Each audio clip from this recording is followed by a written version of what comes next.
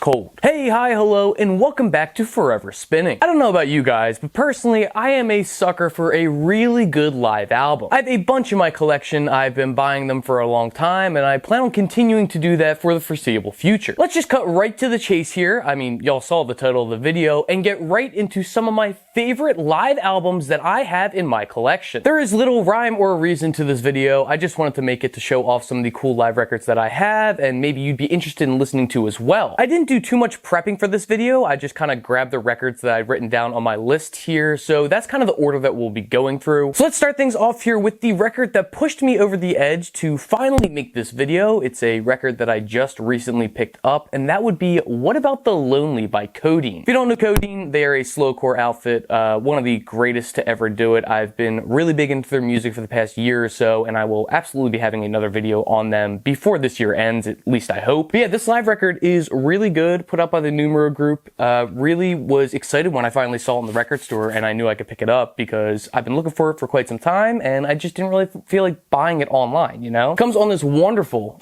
deep green. I wouldn't necessarily call it like a winter green as some do, but I love particularly how this is not a transparent, a translucent, whatever the hell you want to call it. I like how deep the color is on this vinyl. Now, of course, the coloring of the vinyl is not the reason that I'm making this video. I mean, I've done plenty of those in the past. I'm making it because these are just fantastic live recordings. What I particularly love about this recording itself is that you can like hear the audience members just kind of chatting while the band is playing, which is something that could be tedious to some people, but to me, it just really shows off how intimate this entire performance is. It's just a really nice and unique mix in general that is not something that usually happens with bands, but this is also a pretty peculiar group in general, especially with how they play, that yeah, there are definitely quiet enough parts that you could just totally hear an audience member asking somebody, what time is it, or something like that. But yeah, I'm a big fan of this. If you like Codeine, I would absolutely recommend checking this out. There are plenty of records available from what I can understand. It's not like I paid an arm and a leg to get this one. Or obviously, you could just always check it out on streaming first and see if this is something you like. The track listing is really good. I do kind of wish that they just made a live recording of Frigid Stars in its entirety, but still, some really good tracks on there, definitely worth checking out. And if you're looking to get into slowcore at all, that's the band to start with. This next one could possibly be the rarest live album that I own. Maybe not. I mean, we could be getting to the weeds here a little bit with one of the later records that I'll be talking about, but anyway, this is Soft Kill here. This is the bootleg Baker recordings. Is that what it is? No, Live at the Baker Buildings bootleg. That's what it's called. This is limited to 200 copies. This was recently released. I was able to score one, which is huge because I really never get a chance to score any of the super cool Soft Kill limited stuff. Really dig the artwork. It's very unique. This is glued on. Actually, it's coming off a little bit, which isn't great, but whatever. We'll just be very careful with it. Like I said, limited to 200, but if I'm not mistaken, divide 200 by 3. Yeah, 66. 66 are green, 66 are orange, and 66 are blue. Very cool. And the vinyl itself is rather plain, but that's fine. It is just a white inner right there with that, and then you have the track listings on the back here. I've never personally seen Soft Kill live before, but I gotta admit, man, after hearing this, I absolutely need to see them next time they come around. They play some of my favorite songs by them on this particular recording. I mean, let's look at it real quick. Savior, Pretty Face, Sea of Doubt, Hit the Floor. Great track list here. Really love it. This is not one that you were going to be able to find on streaming. Sorry about that. This is just a vinyl exclusive, and your boy over here scored. But yeah, Soft Kill is awesome. If you don't know them, go check out my video that I made on them like a year or two ago explaining their discography. Really rad band. This is another live one that is on the newer side. This is Alex G live at Union Transfer. As many of you guys know, I am a Philadelphia native, so to finally have not only something from Alex G that is live, actually I take it back, I do the third man's recordings, but you know, take that or leave that as a live record. But to not only have Alex G live, but also to have this record be performed at Union Transfer in Philadelphia, one of my favorite venues ever. I have probably been there more than any other venue in anywhere ever. I mean, I've gone to this place so many times at this point. So yeah, I really love it for those personal factors. I mean, I understand that might not be for everybody, but for me, it's pretty special and neat. I was actually working when this came out, and I texted my buddy because he had off so he could go check to see if the local record store around him had a copy. He was able to score it for me. I really appreciate that once again. But yeah, these are neat. These are actually hand numbered, if I'm not mistaken. Yes, I am correct. This is out of 3,500. I have 3,363, and it comes on this gorgeous orange record. Matches everything rather well. I think it looks very good, the packaging. I also love this because of the track listing. It's almost entirely God Save the Animals, which, you know, if you've been watching this channel, it was my favorite record of last year. It was really interesting to see those songs kind of come to life in a live performance. The arrangements are really well done. I thought that they translated great, especially in the trickier parts there where it really relied more on production than anything. Really solid release. Not my favorite on this list. I don't think so. There are definitely some better live recordings that I have, but for all the factors that I mentioned already, this is just a very special one to me, and it'll continue to be that way. If you ever get a chance to go see Alex G live, I totally recommend it. I've heard that he was not all that great, you know, years ago, but as time has gone on, he has really, really improved. I know that I saw him like 2 months ago at this point, and it was a fantastic show. Sounded great. Everything translated perfectly live. We're going to jump back a couple of decades for this next one because we have this Otis Redding and the Jimi Hendrix Experience live at the Monterey International Pop Festival. This is a fantastic live recording. If you've never heard of this before, you're missing out. I'm not saying there aren't better live recordings of these artists. I'm sure there are, but this is the one that I have and was introduced to a couple of years ago by a friend of mine. And I just knew that I'd eventually had to pick this one up. It's kind of crazy. You know, treat this almost like a split in a way. A side is one artist, B side is the other. And even then, I can't tell which side I like more. Like seriously, you would think that, oh yeah, of course he's gonna lean one way. No, I don't even know. The performances are just off the frickin' charts. The character displayed in each of these songs, just unreal, man. Unreal. This is one that I picked up for like $5 or something like that. It's not in like obviously perfect condition, but it still sounds so good, and I play it from time to time. It's been a little while though, so I might pop that on while I'm editing this video. I think that if there is like one maybe from this entire video that I really want you to seek out, it should probably be that. You'll just have a blast listening to it. I think it's pretty accessible for anybody watching this video. Ooh, now here is a good one. This is Sunny Day Real Estate Live. This is the 1999 US pressing, as you can probably read right there. This was not a very cheap record to get. I picked this up a couple of months ago. Very glad that I did, and got it at a discount as well, so I kind of scored. This, just like the Otis Redding I didn't mention, are both on black vinyl. I've heard a lot of people say that this is not like the best Sunny Day Real Estate Live out there, and I do believe them, but obviously this is the only one that was pressed to vinyl, so, you know, beggars can't be choosers. But man, hearing Jeremy Enig's voice in a live setting in a concert hall, wherever this place is, just absolutely magnificent. Super delicate all the way through. Really love the performances from the bands too. Once again, another killer track list. You got Pillars, Guitar and Video Games, Every Shining Time You Arrive, Song About an Angel, In Circles.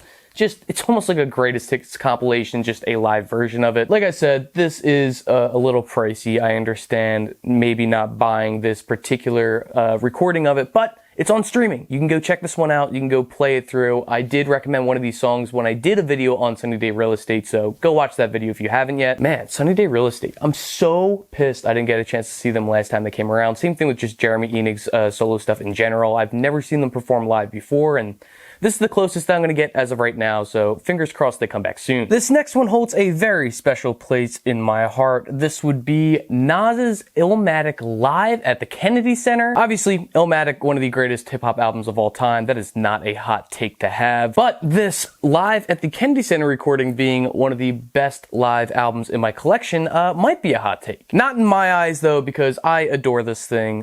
When this first came out, I was going to college. I was far away from home. I was having a a difficult time just in general with a lot of different things.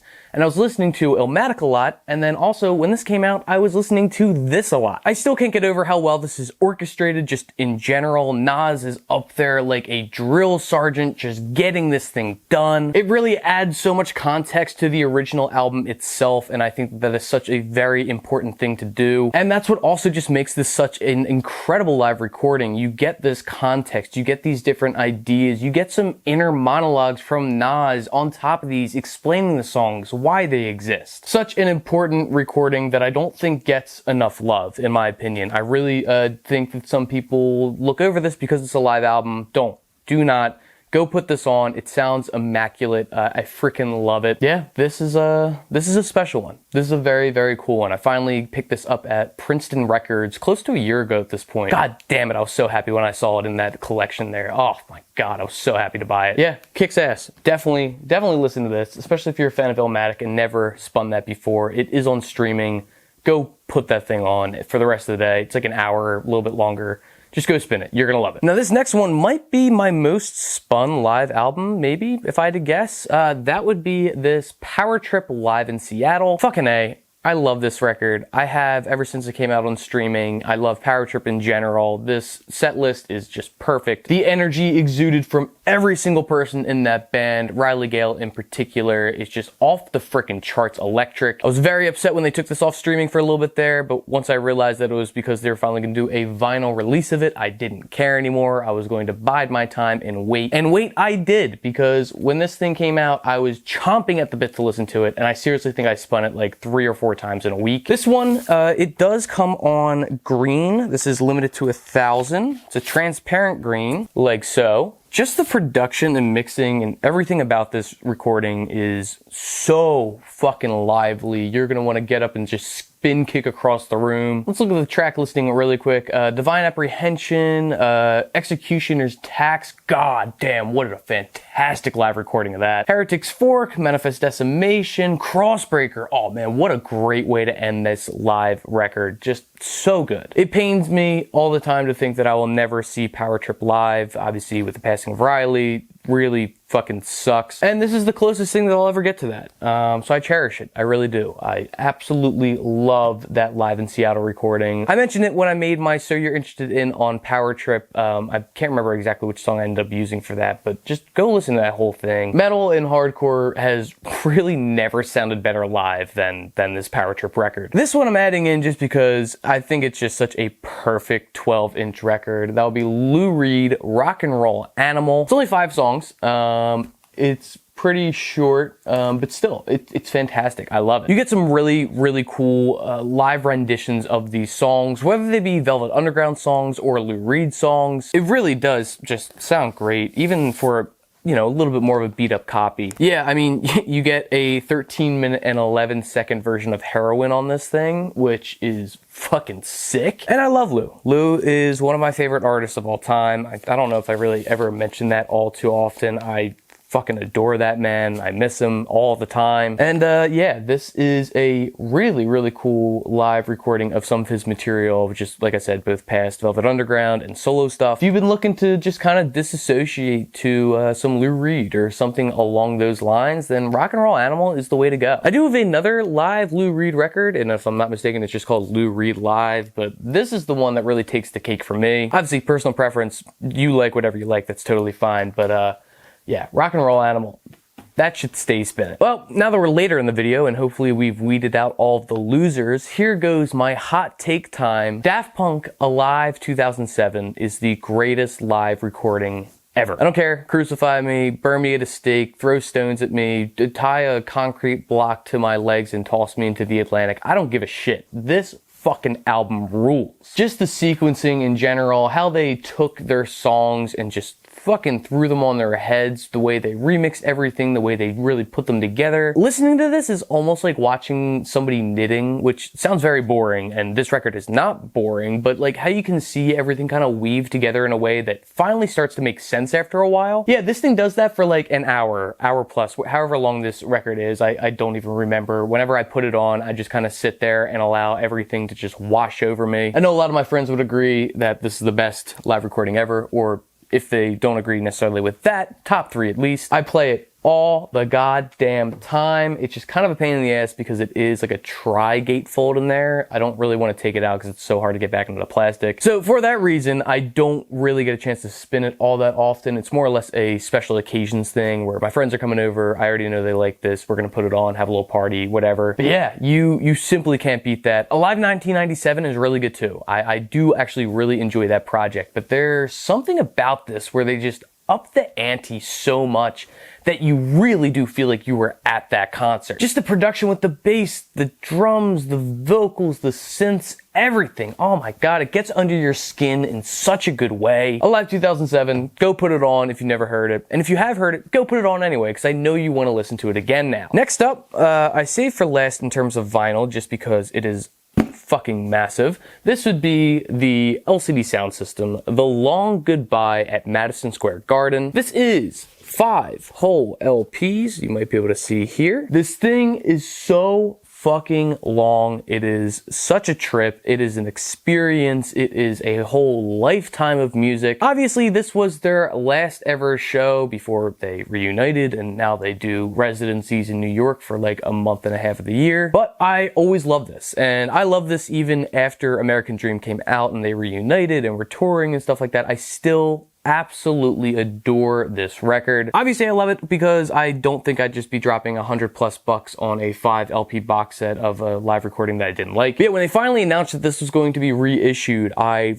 freaking lost my mind. I was like, okay, I gotta be at the record store as soon as it opens tomorrow. And I think that's like one of the only times I've ever done that. A lot of these, I actually do kind of prefer the live versions to the studio recordings, which is kind of weird considering this is LCD sound system. The first one that comes to mind, that New York I Love You But You're Bringing Me Down recording at the very end to close out this entire performance, is magnificent. I truly do think, maybe not now, but at least for a while, that was my favorite version of that song. The packaging is fantastic as well. You really do get your money's worth when you pick this up, especially if you're a huge LCD sound system fan like I am. Yeah, awesome. Love it. So good. And even like in those middle sections where it really is just all instrumental, you can just get so lost in it. I don't know. I could go on for a long time about this one, mostly because it's like 2 hours plus, but you know, I don't want to waste your time anymore. You can waste your own time by putting this bad boy on. All right, one last record to talk about here, but I got some news for you there, buddy. It's not a record. It's a cassette. Okay, I know this is a manila envelope, but trust me, there's a cassette inside of here, and if you can, well, read what that says right there, then you have an idea of what we're getting into. Yeah, this is Satia live at St. Vitus. This thing is fucking sick. If you don't know Satia, paraviolence, screamo, emo violence, whatever you want to call it, anything in that realm of music, that is what they got going on. And you might be thinking right now, but Luke, why would you pick a cassette? Well, fuck you. I'm going to explain it right now. From my understanding, this is one of their only live recordings, at least to be officially put out by the band. This thing is really, really cool. It also comes with this awesome booklet, really talking about the band, showing off some fantastic pictures, liner notes, stuff like that.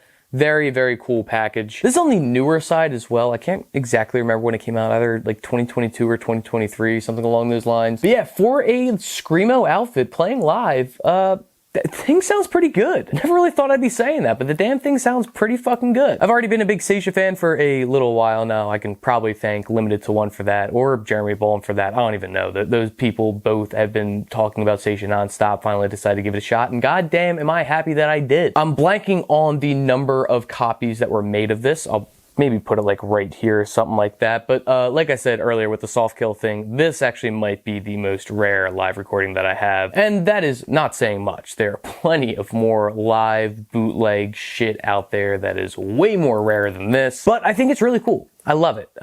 It's one of my few live cassettes that I have. I also have a La Dispute at Audio Tree, but I didn't really feel like bringing that in there because, you know, Audio Tree versus an actual live performance at St. Vitus are kind of two different animals. But yeah, this thing is really, really, really cool. I'm glad I was able to snag it in time, and yeah, yeah, big old fan of Seisha, big old fan of this live recording, and big old fan of live albums in general. So yeah, that's gonna wrap up this video talking about some of my favorite live albums in my collection. I would like to thank all of y'all who have made it this far into the video. I really appreciate it. Hopefully you got some good recommendations from the stuff that I was talking about here. Maybe you saw some of these and thought to yourself, wow, I got better live albums than that. Leave them in the comments. Let me know. I'm very intrigued to see what you have. Actually, just leave some of your favorite live albums in general in the comments. It doesn't have to be something that you own physically, just something that you really like to stream, listen to, hang out with, enjoy, whatever, party to. I don't give a shit. If it's a live album that you like, send it to me and I'll probably get listening to it. Also, be sure to subscribe to this channel for more videos just like this every month or so at this point, along with other shows like Stacks of Wax, so you're interested in as well as where it's at. But after looking at how long I've been recording here, I'm just gonna cut this one short, end it right here, do my usual reminder for you to go out and support your local record store if you are able to, along with the local artists in your area. And well, till I see you next time, happy listening.